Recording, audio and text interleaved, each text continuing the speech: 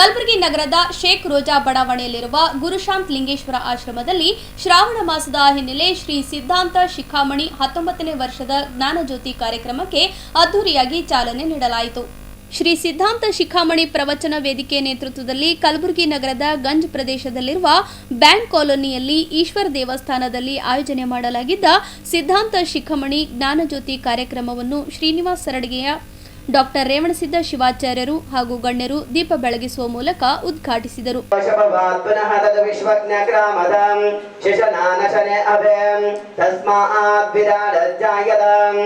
ಈ ವೇಳೆ ಮಾತನಾಡಿದ ದೇವಸ್ಥಾನ ಸಮಿತಿ ಮುಖಂಡರು ಹಾಗೂ ಗಣ್ಯರು ಪ್ರತಿ ವರ್ಷದಂತೆ ದೇವಸ್ಥಾನದಲ್ಲಿ ಶ್ರಾವಣ ಮಾಸದ ಹಿನ್ನೆಲೆ 1 ತಿಂಗಳ ಪರ್ಯಂತ ಭಕ್ತರ ಮನೆಗಳಿಗೆ ತೆರಳಿ ವಿಶೇಷ ಪೂಜೆ ಹಾಗೂ ವಿವಿಧ ಧಾರ್ಮಿಕ ಕಾರ್ಯಕ್ರಮಗಳನ್ನು ಏರ್ಪಡಿಸಲಾಗಿದೆ ಎಂದು ತಿಳಿಸಿದರು.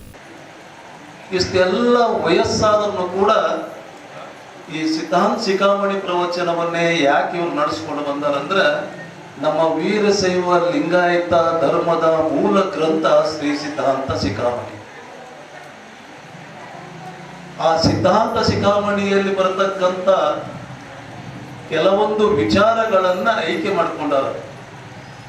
ಅವು ಯಾವನ್ನ ಆಯ್ಕೆ ಮಾಡಿಕೊಂಡರಂದ್ರೆ, ಅಷ್ಟಾವರಣಗಳು, ಪಂಚಾಚಾರಗಳು, ಶಟಸ್ಥಲಗಳು, ನಮ್ಮ ಬದುಕಿನ ಉಸಿರಾಗಿರ್ತಕ್ಕಂಥದ್ದು. ನಮ್ಮ ವೀರಶೈವ ಧರ್ಮದ ತಳಹದಿಯನ್ನ ಅಷ್ಟಾವರಣದ ಮೇಲೆ ನಮ್ಮ ವೀರಶೈವ ಧರ್ಮವನ್ನ ಅವಲಂಬಿತವಾಗಿರುವಂತ ವೀರಶೈವ ಲಿಂಗಾಯತ ಧರ್ಮ. ಆ ನಿಟ್ಟಿನಲ್ಲಿ ಅಷ್ಟಾವರಣಗಳನ್ನ ನಮ್ಮ ಬದುಕಿನಲ್ಲಿ, ನಮ್ಮ ಜೀವನದಲ್ಲಿ ಬಹಳ ಅಮೂಲ್ಯವಾಗಿರ್ತಕ್ಕಂಥ ವಸ್ತುಗಳದು. ಬಹುಶಃ ಅವರು ನಾಳೆನಿಂದ ಪ್ರಾರಂಭ ಆಗ್ತಾವ. ಯಾರ್ಯಾರ ಮನೆಯಲ್ಲಿ ಹೋಗ್ತಾರ ಅವರವ್ರ ಮನೆಯಲ್ಲಿ ಒಂದು ತತ್ವಗಳನ್ನ, ಒಬ್ಬರ ಮನೆಯಲ್ಲಿ ಗುರುವಿನ ಬಗ್ಗೆ ಹೇಳ್ತಾರೆ, ಇನ್ನೊಬ್ಬರ ಮನೆಯಲ್ಲಿ ಲಿಂಗದ ಬಗ್ಗೆ ಹೇಳ್ತಾರೆ, ಇನ್ನೊಬ್ಬರ ಮನೆಯಲ್ಲಿ ಜಂಗಮನ ಬಗ್ಗೆ ಹೇಳ್ತಾರೆ. ಆ ಧರ್ಮ ಪ್ರಚಾರವನ್ನ ಸುಮಾರು 18 ವರ್ಷಗಳಿಂದ ಕಲಬುರಗಿ ಮಹಾನಗರದಲ್ಲಿ ಜೀವಂತವಾಗಿಟ್ಟುಕೊಂಡು ಆ ಧರ್ಮ ಪ್ರಸಾರ ಮತ್ತು ಪ್ರಚಾರವನ್ನ, ನಮ್ಮ ಶಿವಾನಂದ ಅಣ್ಣವ್ರು ಹೇಳಿದರು, ಪ್ರಸಾರ ಮತ್ತು ಪ್ರಚಾರವನ್ನ ಯಾಕೆ ಮಾಡಬೇಕು ಅಂತ ಕೇಳ್ಕೊಂಡ್ರೆ, ಈ ಧರ್ಮದಲ್ಲಿ ನಾವು ಹುಟ್ಟಿವಿ ಅಂದ ಮೇಲೆ ಒಂದಿಷ್ಟು ಧರ್ಮಕ್ಕೆ ನಮ್ಮಿಂದ ಏನಾದರೂ ಒಂದು ಕೊಡುಗೆಯನ್ನು ಕೊಡಬೇಕು ಅಂತಕ್ಕಂಥ ಸದುದ್ದೇಶದಿಂದ ಈ ಧರ್ಮ ಕಾರ್ಯವನ್ನು ಮಾಡತಕ್ಕಂಥವ್ರದ. ಧರ್ಮ ನಮಗೇನು ಕೊಟ್ಟದ ಅನ್ನೋದಕ್ಕಿಂತ ಧರ್ಮಕ್ಕಾಗಿ ನಾವೇನು ಕೊಟ್ಟಿವಿ ಅಂತಕ್ಕಂಥದ್ದು ಇವತ್ತು ನಾವು ನೀವು ವಿಚಾರ ಮಾಡಬೇಕಾಗಿದೆ. ಬಹಳ ಜನ ಧರ್ಮ ಧರ್ಮ ಅಂತಾರ. ಧರ್ಮವನ್ನ ಏನು ಕೊಟ್ಟದ ನಮಗ, ಧರ್ಮ ಏನು ಮಾಡ್ಯಾರ ಅಂತ ಕೇಳ್ಕೊಂಡು, ಧರ್ಮ ಏನು ಮಾಡಿಲ್ಲ. ಧರ್ಮ ಬಿದ್ದವರನ್ನ, ಬೀಳುವವರನ್ನ ಎತ್ತಿ ಹಿಡಿಯುವಂತ ಕೆಲಸ ಧರ್ಮ ಮಾಡ್ಯದ.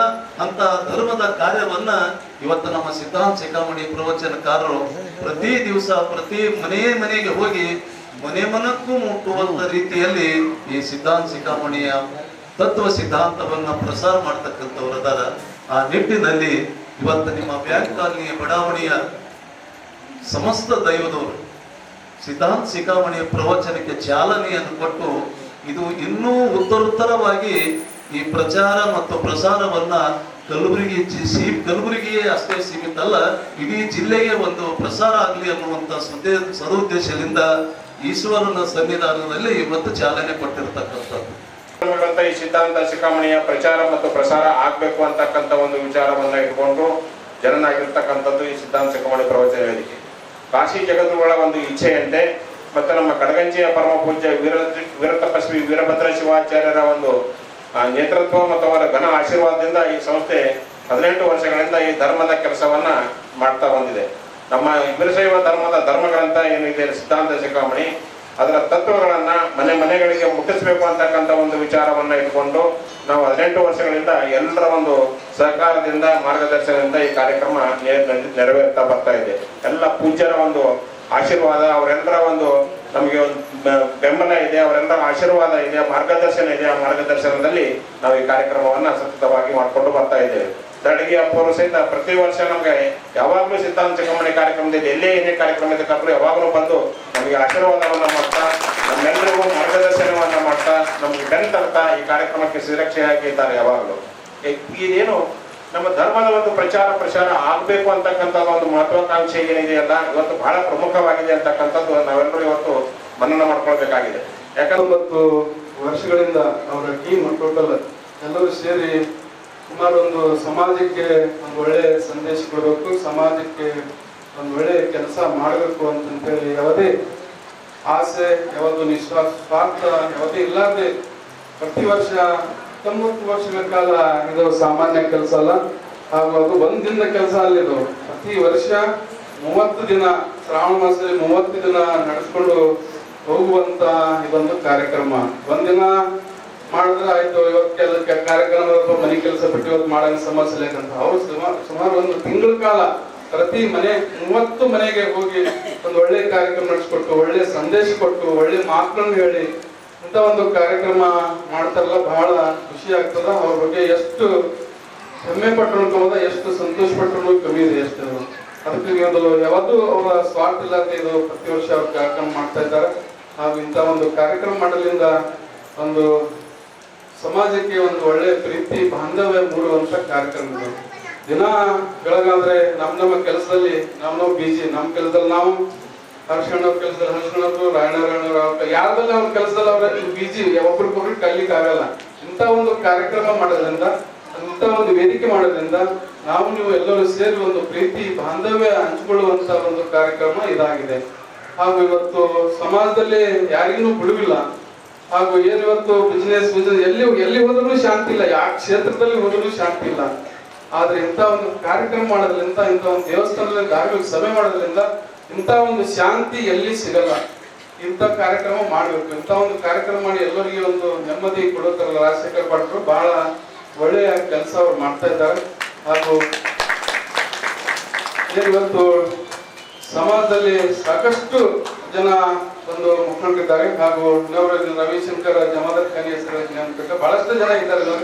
ಹಾಗೂ ಇವತ್ತು ಈ ಕಾರ್ಯಕ್ರಮ ಸಿದ್ಧಾಂತ ಶಿಖಾಮಣಿ ಕಾರ್ಯಕ್ರಮ ಹಿಂಗೆ ಮುಂದೂ ಕೂಡ ಮುಂದುವರಿಯಲಿ, ಹಿಂಗೆ ಹೆಚ್ಚಿನ ರೀತಿಯಲ್ಲಿ ಸಮಾಜ ಸೇವೆ ಅವ್ರು ಮಾಡಲಿ. ಹಾಗೂ ಇದ್ರ ಜೊತೆಗೆ ಒಂದು ಒಳ್ಳೆ ಈ ಪ್ರಸಾದದ ಕಾರ್ಯಕ್ರಮ ಮತ್ತು ಒಂದು ದಿವಸದ ಒಂದು ಜ್ಞಾನ ಸತ್ರ ಕಾರ್ಯಕ್ರಮದಲ್ಲಿ ನಾನು ಭಾಗವಹಿಸಿದ್ದೀನಿ. ಹಾಗಂತ ಹೇಳಿದ್ರೆ ಶಹಬಜಾರ್ನಲ್ಲಿ ವೀರಯ್ಯ ಹಿರೇಮಠ್ ಅಂತ ಹೇಳಿದ್ದಾರೆ. ಅವ್ರ ಮನೆಯಲ್ಲಿ ಪ್ರತಿ ವರ್ಷ ನಾನು ಆ ಕಾರ್ಯಕ್ರಮದಲ್ಲಿ ನಮ್ಗೆ ಕರೀತಾರೆ. ಪ್ರತಿ ವರ್ಷ ನಾನು ಅಲ್ಲಿ ಭಾಗವಹಿಸಿದ್ದೀನಿ. ಈ ಒಂದು 2-3 ವರ್ಷಗಳಿಂದ ನನ್ಗೆ ಬರ್ಲಿಕ್ಕೆ ಆಗಿಲ್ಲ. ಆದ್ರೆ ನೋಡ್ರಿ, ಸಂದರ್ಭ ಹೇಗಿರ್ತದೆ, ಒಂದು ಗುರುಗಳ ಆಶೀರ್ವಾದ ಇತ್ತು ಅಂತ ಹೇಳಿದಾಗ ನಮ್ಗೆ ಮತ್ತೆ ಮತ್ತೆ ಮತ್ತೆ ಅದರಲ್ಲಿ ನಾವು ಭಾಗವಹಿಸ್ಲಿಕ್ಕೆ ಅದು ನಮ್ಗೆ ಆ ಒಂದು ಇದು ಬೇಕು. ಆ ಗುರುಗಳ ಆಶೀರ್ವಾದ ಇತ್ತು ಅಂತಂದಾಗ ನಾವ್ ಎಲ್ಲಿದ್ರು ಕೂಡ ಗುರುಗಳ ನಮ್ಮನ್ನ ಕರೆಸ್ಕೊಳ್ತಾರೆ. ಅದು ನಮ್ಮ ಸೌಭಾಗ್ಯ ಅಂತ ನಾನು ತಿಳ್ಕೊತೀನಿ. ಇವತ್ತು ಸಿದ್ದಮ್ಮ ಅಕ್ಕ ಅವರು ಇಲ್ಲಿ ಬರ್ಬೇಕು. ನಮ್ಮ ಈ ದೇವಸ್ಥಾನದಲ್ಲಿ ಇವತ್ತು ಕಾರ್ಯಕ್ರಮ ಇದೆ, ಸ್ವಾಮೀಜಿಗಳು ಬಂದಿರ್ತಾರೆ. ಅವರ ಆಶೀರ್ವಚನವನ್ನ ನೀವೆಲ್ಲರೂ ಅದನ್ನ ಪಡ್ಕೊಳ್ಬೇಕು. ಹಾಗೆ ಬಿಲ್ವಾರ್ಚನೆಯನ್ನು ಕೂಡ ಮಾಡ್ಬೇಕು. ಶಿವನ ಒಂದು ಕೃಪೆಗೆ ನೀವು ಪಾತ್ರರಾಗಿ ಅಂತ ಹೇಳಿ ಇವತ್ತು ಅದಕ್ಕೆ ನನಗೆ ಅವಕಾಶ ಮಾಡಿಕೊಟ್ಟಿದ್ದಕ್ಕಾಗಿ ಅವರಿಗೂ ಕೂಡ ಹಾಗೆ ಸ್ವಾಮೀಜಿಗಳಿಂದ ಆಶೀರ್ವಾದವನ್ನು ಪಡ್ಕೊಂಡು ಇವತ್ತು ಕಾರ್ಯಕ್ರಮ ಪ್ರಾರಂಭದಲ್ಲಿ ಹೇಳ್ತಾ ಇದ್ರು, ನಮ್ಮ ಸಂಸ್ಕಾರ ಸಂಸ್ಕೃತಿಯನ್ನ ನಾವು ಉಳಿಸ್ಕೋಬೇಕು, ಅದನ್ನ ಮುಂದುವರಿಸ್ಕೊಂಡು ಹೋಗ್ಬೇಕು. ಮುಂದುವರಿಸ್ಕೊಂಡು ಹೋಗ್ಲಿಕ್ಕೆ ಎಲ್ಲರೂ ಪ್ರಯತ್ನವನ್ನ ಮಾಡೋಣ. ಆದ್ರೆ ನಮ್ಮ ಹಿರಿಯರು ಹೇಳ್ಕೊಟ್ಟಂತ ಅನೇಕ ಸಂಪ್ರದಾಯಗಳನ್ನ ನಾವು ಏನ್ ಮಾಡ್ತಾ ಇದ್ದೀವಿ ಅಂತ ಹೇಳಿದಾಗ, ಇದು ನಮ್ಮ ಹಿರಿಯರು ಹೇಳಿದ್ದು ಅದ್ರಲ್ಲಿ ಏನು ಇಲ್ಲ.